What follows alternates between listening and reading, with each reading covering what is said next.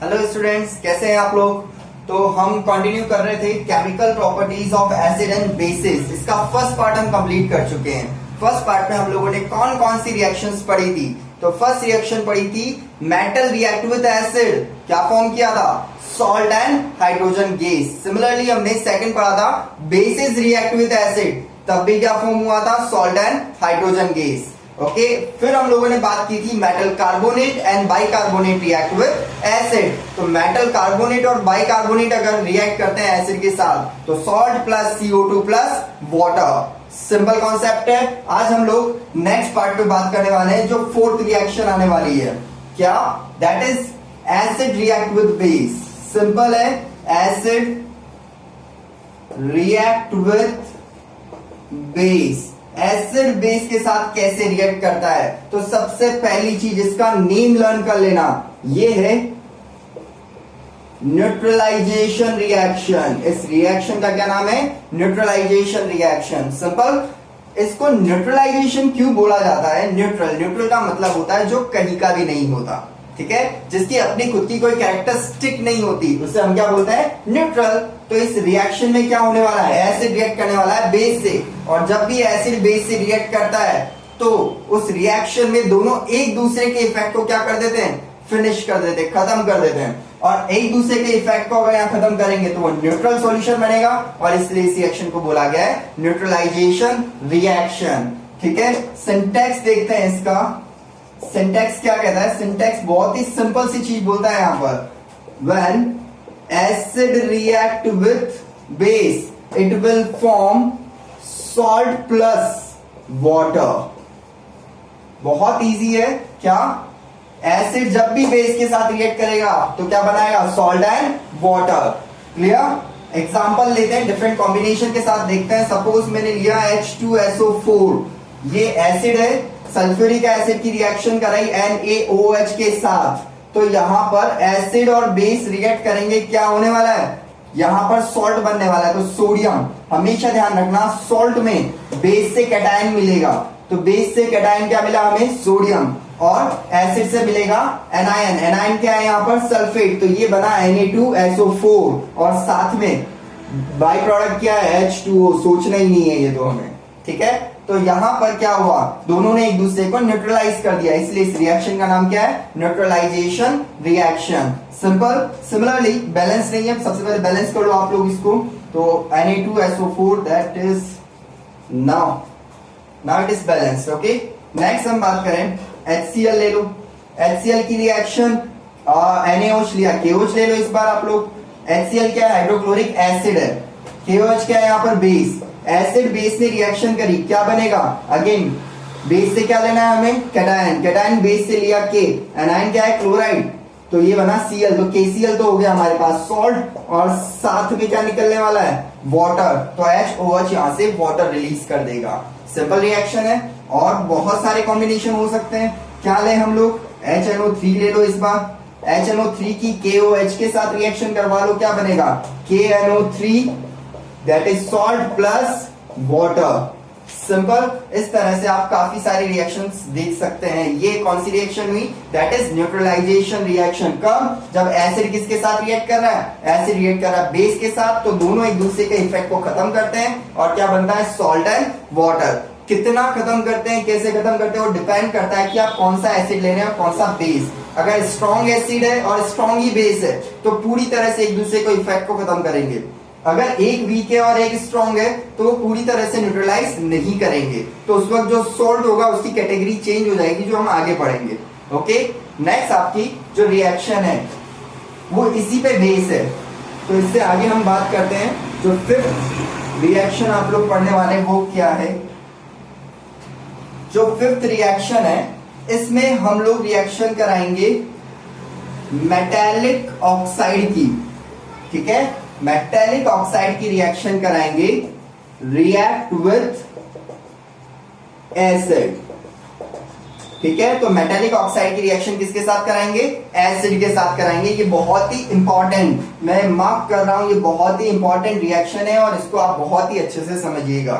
ठीक है, यहां पर क्या होने वाला है, सबसे पहले सिंटैक्स देख लेते हैं। सिंटैक्स में यहां पर बता रहा हूं इसका, थोड़ा गैप रहने दिया, उसका रीजन है मैं अभी देता हूं क्या।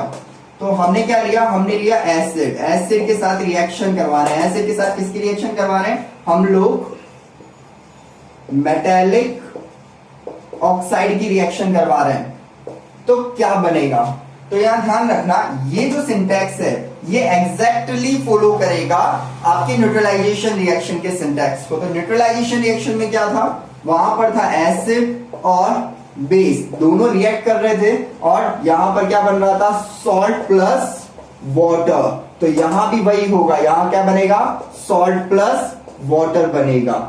ठीक है, इसका मतलब एसिड तो एसिड की जगह काम कर रहा है, सॉल्ट बना रहा है, वाटर बना रहा है, लेकिन मेटेलिक ऑक्साइड किसकी तरह बिहेव कर रहे हैं, बेस की तरह बिहेव कर रहे हैं। यहां पर यही इसका की पॉइंट है जो आपको ध्यान रखना है।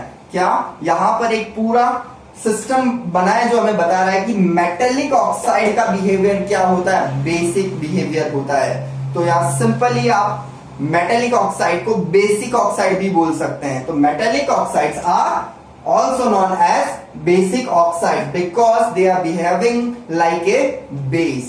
ठीक है, एग्जांपल के थ्रू समझते हैं। आप कोई सा भी एसिड ले लो, यहां पर हमने लिया हाइड्रोक्लोरिक एसिड। ठीक है, इसकी रिएक्शन करवा देते हैं हम किसी भी मेटेलिक ऑक्साइड के साथ। मेटल कोई भी लो, उसका ऑक्साइड लो, मैग्नीशियम लिया हमने मेटल और उसका ऑक्साइड लिया तो मैग्नीशियम ऑक्साइड। तो हमने मेटेलिक ऑक्साइड क्या लिया यहाँ पर MgO, और एसिड हमारे पास क्या है HCl। दोनों जब रिएक्ट करेंगे तो क्या होने वाला है, देखो जब दोनों रिएक्ट करेंगे तो सॉल्ट बनेगा।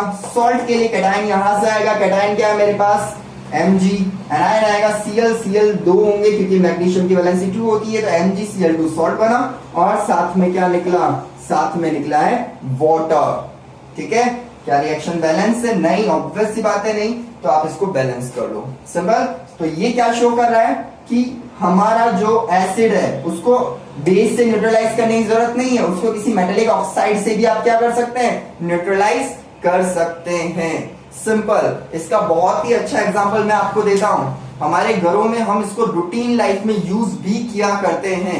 लाइक आयरन स्टिंग हुआ या बी स्टिंग हुआ, तो दोनों ही केसेस में क्या होता है, हमारी बॉडी में एसिड रिलीज होता है, इस वजह से बर्निंग पेन होने लगता है। तो घर वाले क्या बोलते हैं, सबसे पहले वो लोग बोलते हैं कि भैया जल्दी से जा कोई मेटल पीस ले और उसके ऊपर रब करना स्टार्ट कर। होता क्या है, मेटल पीस, मेटल पीस का मतलब होता है मेटल का ऑक्साइड, क्योंकि वो थोड़ा पुराना होगा तो उस पर कोई ना कोई रस्टिंग होगी, और रस्टिंग होगी मतलब उस पर ऑक्सीजन की लेयर होगी। तो आप जो मेटल पीस या आयरन की जो लेके आते हैं उस पर क्या होने वाला है, उस पर ऑक्साइड की लेयर रहने वाली है, और आपकी बॉडी में क्या एंटर करके गया, और आपकी बॉडी में एंटर करके गया है एसिड। तो एसिड और वो मेटल ऑक्साइड जिसका नेचर बेसिक है, दोनों रिएक्ट करेंगे तो क्या न्यूट्रलाइजेशन होगा, और दोनों एक दूसरे को इफेक्ट को फिनिश करेंगे। इन दैट केस क्या होने वाला है, आपको उस बर्निंग पेन से थोड़ा रिलीफ मिलने वाला है। तो ये हमारी रूटीन लाइफ में इस तरह से हम साइंस काम ले लेते हैं और हमें पता भी नहीं चलता। ठीक है, कुछ और एग्जांपल देख सकते हैं हम लोग। यहाँ पर मैंने लिया CaO कैल्शियम ऑक्साइड, अगेन इसकी रिएक्शन में करवाऊं तो ये क्या बनाएगा, ये बनाएगा CaCl2 प्लस H2O।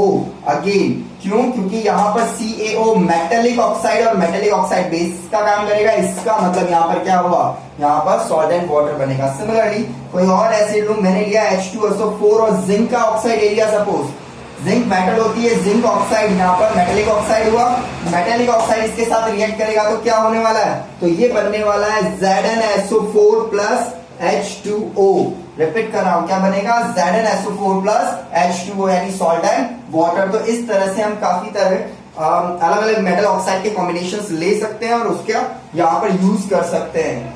क्या प्रूव हुआ यहां से, रिपीट कर रहा हूं, metallic oxides are basic in nature. क्या प्रूव हुआ, metallic oxides are basic in nature, इसलिए मेटेलिक ऑक्साइड को बेसिक ऑक्साइड भी कहा जा सकता है। ठीक है, अब आती है आपकी नेक्स्ट रिएक्शन।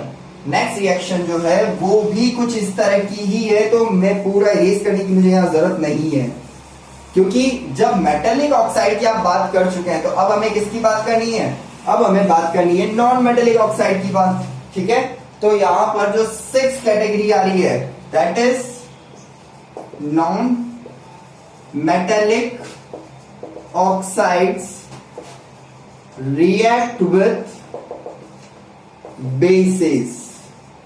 ठीक है। नॉन मेटेलिक ऑक्साइड की रिएक्शन हमें किससे करवानी है? बेस। वैसे काफी लोगों ने तो अब तक यहाँ समझ लिया होगा यहाँ एक्चुअल में हो क्या रहा है, फिर भी यहाँ पर देखते हैं सिंटैक्स क्या कहता है। सिंटैक्स की इंपॉर्टेंस मैं आपको लास्ट लेक्चर में बता चुका हूं। सिंटैक्स क्या कहता है? यहां पर सिंटैक्स कहेगा कि अगर आपको लेने हैं नॉन मेटेलिक ऑक्साइड तो उसकी रिएक्शन किसके साथ करवानी पड़ेगी? उसकी रिएक्शन आपको बेस के साथ करवानी पड़ेगी। ये रिएक्शन सेम होगी। कैसे? जब हमने एसिड की रिएक्शन किसके साथ करवाई थी? बेस के साथ। तो क्या ये एक न्यूट्रलाइजेशन रिएक्शन थी? बिल्कुल वैसे ही। क्या बनेगा प्रोडक्ट में? Salt plus water. तो यहां भी क्या बनने वाला है? सॉल्ट प्लस वाटर बनने वाला है। सिंपल, बहुत इजी है। अगेन ध्यान देते हैं, कोई भी non metallic oxide, generally non metallic oxide आपको ध्यान ही नहीं आ रहे होंगे, कुछ है किसी को याद आ रहा है? सोचो कि नॉन मेटेलिक ऑक्साइड और कौन सा हो सकता है। नॉन मेटेलिक ऑक्साइड की मैं यहां पर बात करूं तो नॉन मेटल से क्या याद आया? कार्बन। तो कार्बन का ऑक्साइड क्या होगा? Non metal. तो कार्बन नहीं, कार्बन का ऑक्साइड यानी CO2। सिंपल। तो CO2 हमने इतनी बार देखा, कभी सोचा नहीं कि ये नॉन मेटेलिक ऑक्साइड है। तो ये क्या हुआ? Non metallic oxide. किसके साथ रिएक्ट कराना है? बेस के साथ। तो बेस ले लिया मैंने NaOH।